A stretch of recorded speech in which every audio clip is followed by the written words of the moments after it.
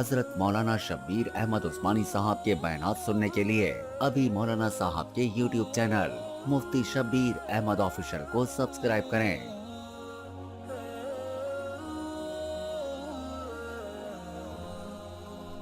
رمضان المبارک میں اسلام کے عظیم واقعات رونما ہوئے۔ نمبر 1، ام المومنین سیدہ خدیجۃ الکبریٰ رضی اللہ تعالی عنہ کا 10 رمضان کو انتقال ہوا مکہ مکرمہ میں، اور مکہ مکرمہ کے قبرستان میں دفن کی گئیں، اور اس وقت ان کی عمر مبارک 65 سال تھی۔ نبی کریم علیہ السلام کی 6 اولادیں حضرت ام المومنین سیدہ خدیجۃ الکبریٰ سے ہوئیں۔ رسول اللہ صلی اللہ علیہ وسلم کے ساتھ ان کا نکاح جب ہوا اس وقت ان کی عمر مبارک تھی 40 سال، اور رسول اللہ صلی اللہ علیہ وسلم کی عمر مبارک تھی 25 سال، اور یہ نکاح سیدہ خدیجۃ الکبریٰ رضی اللہ تعالی عنہ کی خواہش پر ہوا۔ نبی کریم علیہ السلام نے اپنے چچا ابو طالب کے فیصلے کے مطابق یہ رشتہ کیا، اور پھر اس کے بعد اللہ تعالیٰ نے 4 بیٹیاں اور 2 بیٹے سیدہ خدیجۃ الکبریٰ رضی اللہ تعالی عنہا سے حضور علیہ السلام کو عطا فرمائے، اور سیدہ خدیجہ رسول اللہ صلی اللہ علیہ وسلم کے حرم میں اور نکاح میں 25 سال تک رہیں، اور اس کے بعد ان کا انتقال ہوا۔ اعلان نبوت اللہ کے رسول علیہ السلام نے 40 سال کی عمر میں فرمایا، اور جب 10 سال گزرے یعنی حضور علیہ السلام کی عمر مبارک 50ویں سال میں تھی تو حضرت خدیجہ کی عمر 65 سال، چونکہ وہ 15 سال بڑی تھی عمر میں، تو اس وقت یعنی اعلان نبوت کے 50ویں سال میں سیدہ خدیجۃ الکبریٰ رضی اللہ عنہا کا انتقال ہو گیا۔ حضور علیہ السلام کو بہت شدید صدمہ پہنچا، اللہ کی طرف سے امتحان تھا، آپ نے اس کو صبر سے برداشت کیا، اور سیدہ خدیجۃ الکبریٰ نے سب سے پہلے اسلام قبول کیا، اور حضور علیہ السلام پر ایک مرتبہ حضرت جبریل امین آئے یہ پیغام لے کر کہ اللہ تعالیٰ نے سیدہ خدیجۃ الکبریٰ کو سلام بھیجا ہے، اور انہوں نے اپنا سلام بھی پیش کیا۔ علماء میں یہ بحث ہے کہ اس کائنات کی تمام عورتوں میں سب سے افضل عورت کون ہے۔ محققین کی ایک جماعت اس پہ کھڑی ہے کہ افضل ترین عورت اس کائنات میں سیدہ خدیجۃ الکبریٰ ام المؤمنین رضی اللہ تعالی عنہا ہیں۔ ان کے درجے اور رتبے کو کوئی عورت اولین اور آخرین میں نہیں پہنچتی، اور میں یہ سمجھتا ہوں سب سے معتبر قول یہی ہے۔ اور اللہ کے رسول علیہ السلام نے ان کی موجودگی میں ان کی زندگی میں دوسرا نکاح نہیں فرمایا، البتہ ان کے انتقال کے بعد آپ نے مختلف ادوار میں مختلف قبائل سے حکم الہی کے مطابق 10 شادیاں کیں۔ البتہ ایک بیٹا آپ کا سیدہ ماریہ قبطیہ رضی اللہ تعالی عنہ سے ہوا، اور اس بیٹے کا نام تھا ابراہیم۔ وہ بھی قریباً 17 ماہ کی عمر میں مدینہ منورہ میں انتقال کر گئے۔ باقی ساری اولاد حضرت خدیجۃ الکبریٰ سے ہوئی۔ تو 10 رمضان ہمیں ان کی یاد دلاتا ہے، اور جس صبر کے ساتھ انہوں نے اسلام کا دامن تھاما اور مشکل وقت میں رسول اللہ کو سپورٹ کیا، اپنا مال اللہ کے راستے میں وقف کیا، اپنی بچیوں کی بہترین دینی تربیت کی کہ خاتون جنت سیدہ فاطمہ الزہرا جیسی لخت جگر، یہ حضرت خدیجۃ الکبریٰ کی تربیت کا اثر ہے۔ اور پھر آگے ان کی اولاد سیدنا حسنین کریمین رضوان اللہ علیہم اجمعین، پھر ان کی جو قربانیاں وہ آپ کے سامنے، یہ سارا سحر اور کریڈٹ سیدہ خدیجہ اور اس کے بعد سیدہ فاطمہ الزہرا کو براہ راست جاتا ہے۔ تو میں عرض یہ کرنا چاہتا ہوں، آج ہماری ماؤں اور بہنوں کو اس دین کے مسئلے میں اور دنیا داری میں اپنا آئیڈیل اور رول ماڈل سیدہ خدیجۃ الکبریٰ کو بنانا چاہیے کہ بچیوں کی تربیت کیسے کریں جیسے انہوں نے کی، اسلام کا ساتھ کیسے دیں جیسے انہوں نے دیا، مشکلات میں خامند کا اور اسلام کا ساتھ کیسے دیں جیسے انہوں نے کیا۔ ان ساری چیزوں کو مد نظر رکھیے۔ اور دوسرے نمبر پہ 17 رمضان 58 ہجری میں مدینہ منورہ میں دوسری ام المؤمنین سیدہ عائشہ صدیقہ رضی اللہ تعالی عنہ کا جنازہ اٹھا، اور حضرت عائشہ صدیقہ رضی اللہ تعالی عنہ کمواری خاتون تھیں جو رسول اللہ کے نکاح میں آئیں، 9 سال حرم نبوت میں رہیں، پھر اللہ کے رسول کا جنازہ اٹھا۔ اس وقت ان کی عمر مبارک 18 سال تھی، اور 11 ہجری تھی جب یہ 18 سال کی تھی، اور پھر 11 ہجری سے لے کے 58 ہجری تک بعد کے دور انہوں نے حضرت ابو بکر، عمر، عثمان، علی، یہ سارے ادوار دیکھے، حتیٰ کہ صحابی رسول سیدنا معاویہ بن ابی سفیان رضی اللہ تعالیٰ عنہ کے دور خلافت میں مدینہ منورہ میں ان کا انتقال ہوا، اور حضور علیہ السلام کی تمام بیویاں ایمان والوں کی مائیں ہیں۔ سورۃ الاحزاب میں اللہ تعالیٰ نے خود بیان کیا ہے وَأَزْوَاجُهُ أُمَّهَاتُهُمْ کہ ان کی بیویاں ایمان والوں کی مائیں ہیں۔ تو جو ایمان والے ہیں عائشہ ان کی ماں ہیں، اور ماں کا احترام ہر حال میں اولاد پر واجب ہوتا ہے۔ اور اس کے بعد حضرت عائشہ کی جو اسلام کے لیے خدمات ہیں، 2210 احادیث انہوں نے امت تک پہنچائی ہیں، اللہ کے رسول سے روایت کی ہیں۔ ان کو مرویات عائشہ کہا جاتا ہے۔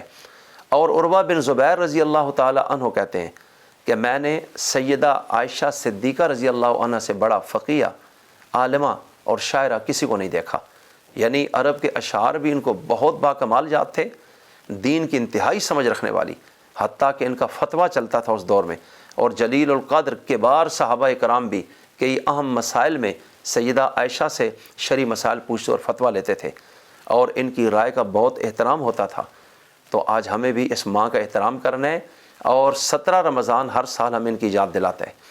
اسی طرح 21 رمضان المبارک سن 40 ہجری کو مولائے کائنات سیدنا علی المرتضیٰ رضی اللہ تعالیٰ عنہ، جن کا لقب المرتضیٰ ہے، حیدر کرار ہے، اسد اللہ ہے، صحابی رسول ہیں، فاتح خیبر ہیں، حسنین کے ابو ہیں، سیدہ فاطمۃ الزہرا کے شوہر اور رسول اللہ صلی اللہ علیہ وسلم کے داماد ہیں، اور انہوں نے 10 سال کی عمر میں اسلام قبول کیا، اور پھر اس عمر سے اللہ کے نبی کے ساتھ اس طرح کھڑے ہوئے کہ 63 سال کی عمر میں آپ کی شہادت ہوئی۔ تو گویا کہ زندگی کے 53 سال انہوں نے اسلام کے ساتھ لگائے، اور حالت نابالغی میں اسلام قبول کیا۔ گویا کہ زندگی کا ایک لمحہ بھی کفر اور شرک میں نہیں گزارا۔ اور یہ سردار مکہ جناب ابو طالب کے فرزند ارجمند ہیں۔ ان کے ایک بھائی کا نام جعفر طیار ہے، دوسرے بھائی کا نام عقیل ہے، تیسرے بھائی کا نام طالب ہے، اور جس کی کنیت سے جناب ابو طالب قرار پائے۔ اور سیدنا علی رضی اللہ تعالی عنہ رسول اللہ صلی اللہ علیہ وسلم کی تربیت اور پرورش میں رہے، اور حضرت سیدہ فاطمۃ الزہرا جو اللہ کے رسول کی سب سے چہیتی لاڈلی چھوٹی بیٹی تھیں، ان سے ان کی شادی ہوئی۔ اللہ تعالیٰ نے اولاد بھی عطا فرمائی، اور وہ اولاد جنتی جوانوں کے سردار قرار پائے، حسن و حسین، اور سیدہ جنتی عورتوں کی سردار قرار پائیں۔ اور سیدنا علی کے بارے میں اللہ کے رسول نے خیبر کے موقع پر یہ فرمایا تھا، جب غزوہ خیبر ہو رہا تھا، کہ کل میں یہ جھنڈا اس کے ہاتھ میں دوں گا جو اللہ اور اس کے رسول سے محبت کرتا ہے، اللہ اور اس کے رسول اس سے محبت کرتے ہوں گے۔ اور وہ جھنڈا پھر اگلے دن جناب علی کے ہاتھ میں دیا گیا۔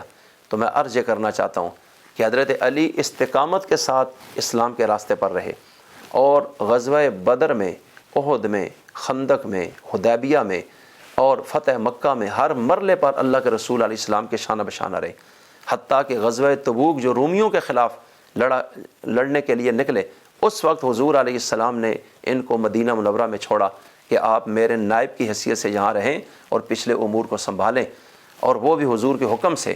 اور پھر خلفائے راشدین کے دور میں ان کے وزیر اور مشیر رہے، اور پھر ایک عظیم قاضی تھے۔ ان جیسا فیصلہ کرنے کی قوت پوری تاریخ انسانی میں نبیوں کے علاوہ کسی میں نہیں تھی، اور اقضاہم علی کا خطاب اللہ کے رسول نے ان کو عطا کیا۔ اور پھر سیدنا علی رضی اللہ تعالیٰ عنہ کا جو دور خلافت ہے وہ سن 35 ہجری کے آخر ذی الحج سے شروع ہو کر یہ سن 40 ہجری کے 20-21 رمضان تک چلتا ہے، تقریباً 4.5 سال تک۔ اس دوران کچھ مسلمانوں کی آپس میں بھی رنجشیں ہوئیں جو نہیں ہونی چاہیے تھیں، لیکن دونوں طرف نیک لوگ، نیک نیت تھے، اور دونوں طرف کے گروہ جنتی ہیں۔ وہ یہود و نصارہ کی سازش تھی جس کی تفصیل کا موقع نہیں۔ البتہ تیسری جنگ مولا علی نے جو لڑی وہ جنگ نہروان، وہ ان خوارج کے خلاف تھی جو کافر تھے، اور پھر ان کو واصل جہنم کیا گیا۔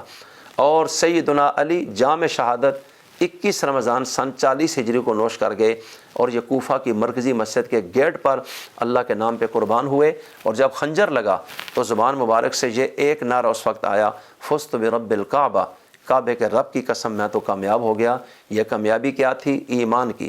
آج حضرت عائشہ کے ساتھ نسبت ہمیں یہ بتاتی ہے کہ تم بھی علمی خدمات سر انجام دو، حضور کی احادیث پہ محنت کرو، اور قرآن پر اور فقہ پر۔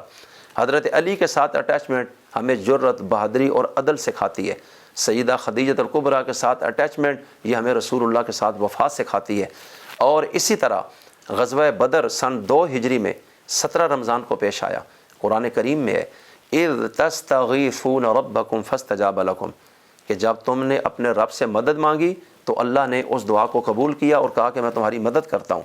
مسلمان 313 تھے اور مقابلے میں 1000 کفار، اور یہ سارے اسلحہ بردار، ان کے پاس یہ مسلح، ان کے پاس زریں، ان کے پاس لوہے کی ٹوپیاں، ان کے پاس خود، ان کے پاس تلواریں، نیزے، گھوڑے، شرابیں، اور بڑے عرصے کے لیے راشن، پورا انتظام کہ ہم ڈیرے ڈال دیں گے جب تک مسلمانوں کو ختم نہ کر دیں ہم واپس مکہ نہیں آئیں گے۔ اور وہ ابو جہل کی قیادت میں، اور وہ سارے طاغوت کے پجاری اور شیطان کے ہم نوا تھے۔ اور اس طرف 313 نہتے، ہڈیوں کے ڈھانچے، جسم میں کپڑے پورے کوئی نہیں، ہاتھوں میں تلواریں کوئی نہیں، پاؤں میں جوتی کوئی نہیں، سواری کوئی نہیں، 80 میل کا سفر نوکیلے پتھروں پر کر کے یہ میدان بدر میں پہنچے۔ اور 2 ہجری میں رمضان بھی فرض، روزے بھی فرض ہو گئے، اور حضور کی قیادت میں صرف ایمان اور توکل علی اللہ کے ساتھ یہ چل رہے ہیں۔ اور یہ کون ہے؟ آج سے 1.5 سال پہلے انہی آل مکہ قبضہ گروپ نے ان کی زمینیں، جائیدادیں، مکان چھین لیے زیادتی کرتے ہوئے۔ اللہ کہتا ہے اُذِنَ لِلَّذِينَ يُقَاتَلُونَ بِأَنَّهُمْ ظُلِمُوا وَإِنَّ اللَّهَ عَلَىٰ نَصْرِهِمْ لَقَدِيرٌ، ان پر زیادتی کی گئی اور ظلم کیا گیا، سب کچھ ان سے چھین لیا گیا۔ تو آج اللہ نے جہاد کا حکم دیا۔ یہ طاقت میں ظاہراً کم ہے لیکن ایمان میں ان کا ثانی کوئی نہیں، اور آج اس ایمان نے ان کو جری اور بہادر بنایا، اور ان کفار کے مقابلے میں جو 3 گنا زیادہ ہیں یہ پوری قوت کے ساتھ کھڑے ہو گئے کہ ہمیں بچانے والا اللہ ہے۔